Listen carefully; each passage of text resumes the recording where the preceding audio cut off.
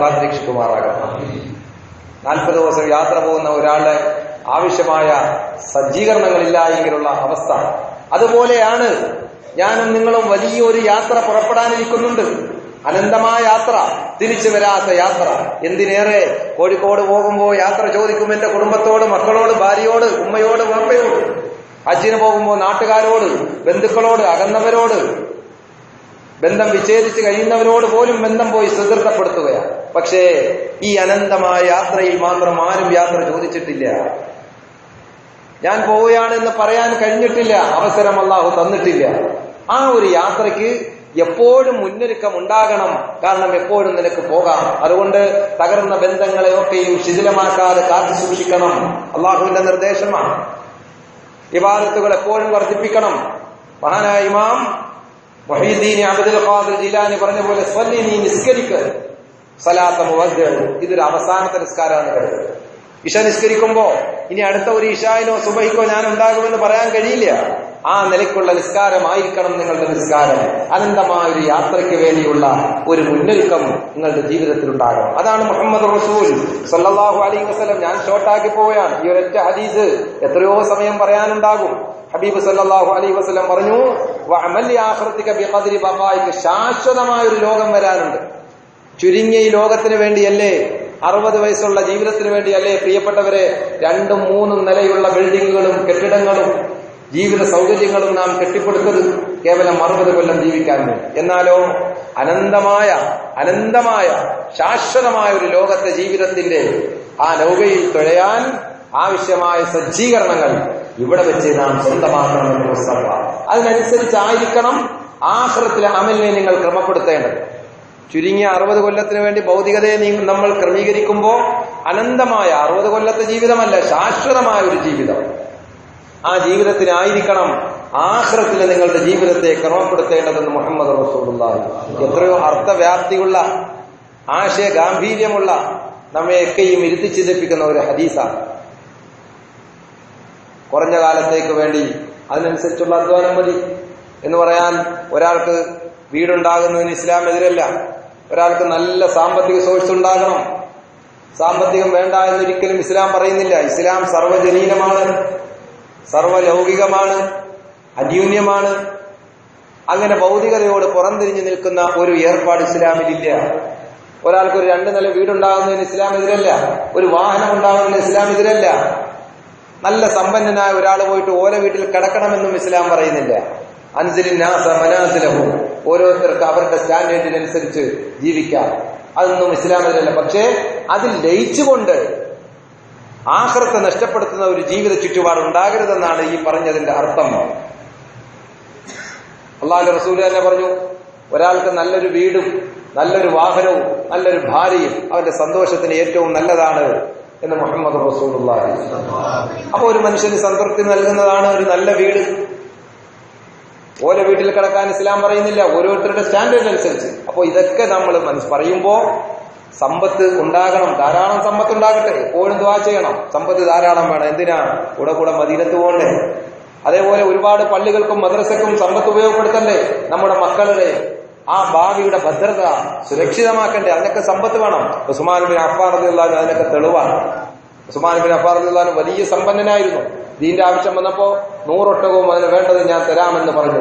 വീണ്ടും റസൂൽ ചോദിച്ചപ്പോ 200 ഒട്ടകവും അതിന് വേണ്ടത് ഞാൻ തരാമെന്ന് പറഞ്ഞു. അപ്പോ സമ്പത്തുള്ള ഉണ്ടായതുകൊണ്ടാണ് ഖദീജ ബീവി ചരിത്രത്തിലെ ഏറ്റവും വലിയ സമ്പന്നയായിരുന്നു. ഖദീജ ബീവി റളിയല്ലാഹു തആല അൻഹയുടെ ചരിത്രം വായിക്കുമ്പോ ധനാഢ്യയായ ഖദീജയെ ദരിദ്രനായ മുസ്തഫ തങ്ങൾ സല്ലല്ലാഹു അലൈഹി വസല്ലമ തങ്ങളെ ഖദീജ തിരഞ്ഞെടുക്കുമ്പോ അബൂജഹൽ പുച്ഛിച്ചു കളഞ്ഞു. ഉത്തുബത്തും പുച്ഛിച്ചു കളി. അവസാനം അബൂജഹലിനെ ഉത്തുബത്തിനെയും ഷൈബത്തിനെ ഒക്കെ വിളിച്ചു. ആര് വിളിച്ചു? ഖദീജ റളിയല്ലാഹു അൻഹ വിളിച്ചിട്ട് പറഞ്ഞു, ഞാനൊരു ദരിദ്രനായ ഒരാൾ വിവാഹം കഴിച്ചതാണോ നിങ്ങൾക്ക് ഛേദം?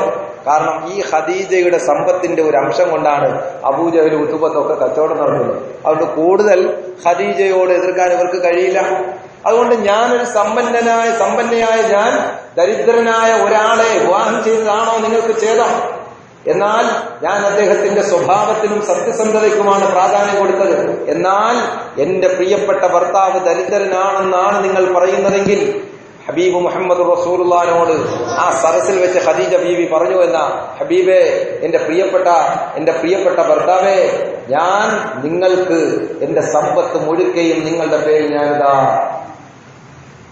എഴുതി തന്നിരിക്കുന്നു. ഞാൻ ഇന്നു മുതൽ ദരിദ്രയാണ്.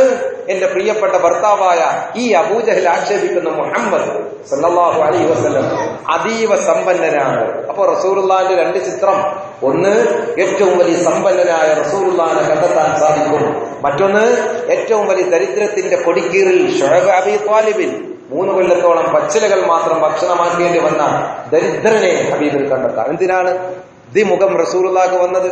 സമ്പന്നന് റസൂലുള്ളാഹിൽ മാതൃക ഉണ്ടാകണം. സമ്പന്നനായ ഒരാൾ വരുമ്പോ എനിക്ക് ഈ ദരിദ്രനായ മുഹമ്മദ് നബിയിൽ മാതൃകയും എന്ന് ചിന്തിച്ചു മാറി നിൽക്കരുത്.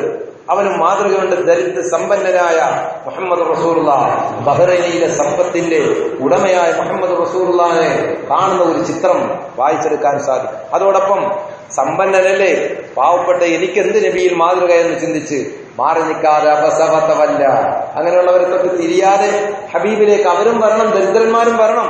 അതുകൊണ്ട് ശുഐബ് അബീ ത്വാലിബിൽ 3 കൊല്ലം പച്ചിലകൾ മാത്രം ഭക്ഷണമാക്കിയ മുത്തുനബിയെയും ദരിദ്രന്മാർക്ക് മാതൃകയാക്കാൻ സാധിക്കും. ചുരുക്കി പറഞ്ഞാൽ സമ്പത്തുണ്ടാകണം. ദുആ ചെയ്യുമ്പോൾ അങ്ങനെ ദുആ ചെയ്തോളി. പക്ഷേ ദുആ ചെയ്യുമ്പോ അല്ലാഹുവേ, നിന്നെ മറക്കുന്ന, ദീനെ നഷ്ടപ്പെടുത്തുന്ന സമ്പത്തുണ്ടാകരുത്. സഅലബയ്ക്ക് സംഭവിച്ചതാണ്. ദരിദ്രനായിരുന്നു സഅലബ. പക്ഷേ മുഹമ്മദ് റസൂലുള്ളാഹി തങ്ങളുടെ അടുക്കൽ വന്നിട്ട് പറഞ്ഞു, നബിയെ ഒന്ന് പ്രാർത്ഥിക്കണം, ഞാൻ വളരെ ദാരിദ്ര്യത്തിലാണ്. അള്ളാഹു റസൂൽ ഒരു ആടിനെ കൊടുത്തു. അതുകൊണ്ട് ആടിനെ വളർത്തലും ഭയങ്കര പുണ്യാണ്. പ്രവാചകന്മാരുടെ തലോടലേറ്റതാണ്. ദാരിദ്ര്യം മാറാൻ, സമ്പത്ത് വർദ്ധിക്കാൻ ആട് നല്ലതാണ് എന്ന് മഹാന്മാർ പറഞ്ഞിട്ടുണ്ട്. ആടിനെ കൊടുത്തു. ആട് കൊടുത്തു. അത് പെറ്റ് പെരുകി വലുതായി ആ സമ്പത്തിന്റെ ആ വലിയ ഒരു കൂന, ഒരു വലിയ ലോകം തന്നെ സൃഷ്ടിക്കപ്പെട്ടു എന്ന് ചരിത്രത്തിൽ കാണാം. അവസാനം ആദ്യം ളുഹറിന് വന്നു, പിന്നീട് അസറിന് കാണാതായി, പിന്നീട് മഗ്‌രിബിന് കാണാതായി, പിന്നെ തീരെ വരാതായി. അവസാനം സകാത്തിന്റെ ടൈമായപ്പോ അതും കൊടുക്കാതായി. ആ നിലയ്ക്ക് അപകടപ്പെടുത്തുന്ന സമ്പത്തുണ്ടാകരുത്. അള്ളാഹു കാത്തിരക്ഷിക്കുമാറാണ്. അതേസമയം സമ്പത്തുണ്ടാകണം. ഏതുപോലെ നമ്മൾ പലപ്പോഴും, ഞാൻ പല ഉദാഹരണങ്ങളും പറയാറുണ്ട്. കോഴിക്കോട് ജില്ലയിലെ ചാലിയം എന്ന് പറയുന്ന പ്രദേശത്ത്, ചാലിയം ബാവഹാജി, ഇന്ന് കേരളത്തിൽ എല്ലാ സ്ഥാപനങ്ങളിലും അദ്ദേഹത്തിന്റെ ഒരു 10,000 രൂപ ചുരുങ്ങിയത് ഏതെങ്കിലും ഒരു പാവപ്പെട്ട പെൺകുട്ടിയെ കെട്ടിക്കുന്ന വിഷയവുമായി ബന്ധപ്പെട്ട് ദരിദ്രനായ ഒരാൾ ഒരു പ്രൂഫും ഇല്ല, ആചാര്യ എന്റെ മകളെ കെട്ടിക്കണം, ഇന്ന സമയത്ത് കല്യാണമാണ് എന്ന് പറഞ്ഞാൽ അപ്പോഴും കൊടുത്തു 25,000 രൂപ. അദ്ദേഹം മരണപ്പെട്ടു പോയി, അള്ളാഹു അവർ സന്തോഷത്തിലാക്കട്ടെ. അദ്ദേഹത്തെ സംബന്ധിച്ച് പറഞ്ഞത് സമ്പത്ത് കൊണ്ട് ആഖിറത്തിനെ വിലക്ക് വാങ്ങിയ ആളാണ് എന്ന് ഭാര്യപ്പെട്ട മഹാന്മാരായ പണ്ഡിതന്മാർ അദ്ദേഹത്തിന്റെ ആ രംഗത്തെക്കുറിച്ച് പറഞ്ഞിട്ടുണ്ട്. അപ്പൊ സമ്പത്തുണ്ടായാൽ നല്ലതാണ്. ഒരുപാട് പാവങ്ങളെ കരകയറ്റാൻ പറ്റും, ദീനിനെ വളർത്താൻ പറ്റും, ഒക്കെ നല്ലതാണ്. ദുആ ചെയ്യാം. അപ്പോൾ ഞാൻ പറഞ്ഞു വന്നത്, ആഖിറം നഷ്ടപ്പെടുത്തുന്ന രീതിയിലാകരുത് ഈ ദുനിയാവിന് വേണ്ടിയുള്ള അധ്വാനം എന്നാണ് പറഞ്ഞതിന്റെ ആദ്യ ചുരുക്കം. മൂന്നാമത് റസൂലുള്ളാഹി സ്വല്ലല്ലാഹു അലൈഹി വആലിഹി വസഹബിഹി വസല്ലമ പറയാണ്, വഅമൽ ലില്ലാഹി ബിഖദ്രി ഹാജതിക അലൈഹി, അല്ലാഹുവിന് വേണ്ടി അധ്വാനിക്കണം, അല്ലാഹുവിന് വേണ്ടി പ്രവർത്തിക്കുക. ബിഖദ്രി ഹാജതിക അലൈഹി, അല്ലാഹുവിന്റെ മേൽ എത്ര കണ്ട് നമുക്ക് ആവശ്യമുണ്ട്. എനിക്ക് നിങ്ങൾക്കും ആവശ്യമില്ലേ? ഞാനും നിങ്ങളും സ്വയം പര്യാപ്തരല്ല. സ്വയം പര്യാപ്തത നേടുക എന്ന സമതിയത്ത് അത് അള്ളാഹുവിന് മാത്രമാണ്. അപ്പൊ അള്ളാഹുവിലേക്ക് ഞാൻ ആവശ്യമാണ് എല്ലാ മേഖലയിലും, എ മുതൽ ഇസത്ത് വരെ, എന്റെ ജനനം മുതൽ മരണം വരെ, അതിനുശേഷം ഏതെല്ലാം മേഖലകളിലൂടെ കടക്കുന്നോ അതെല്ലാം ഞാൻ അള്ളാഹുവുമായി ബന്ധപ്പെട്ടാണ് കഴിയുന്നത്. ആ ആവശ്യത്തിന്റെ കണക്കനുസരിച്ച് അള്ളാഹു വേണ്ടി നാം പ്രവർത്തിക്കണം. എത്ര അർത്ഥവ്യാപ്തിയുള്ളതാണ്. ശരിക്കും പറഞ്ഞാൽ നല്ലപോലെ ഓരോന്നും എടുത്ത് വിശദീകരിക്കേണ്ടതാണ്. ആ ഭാഗം തൽക്കാലം ഒഴിവാക്കിയ.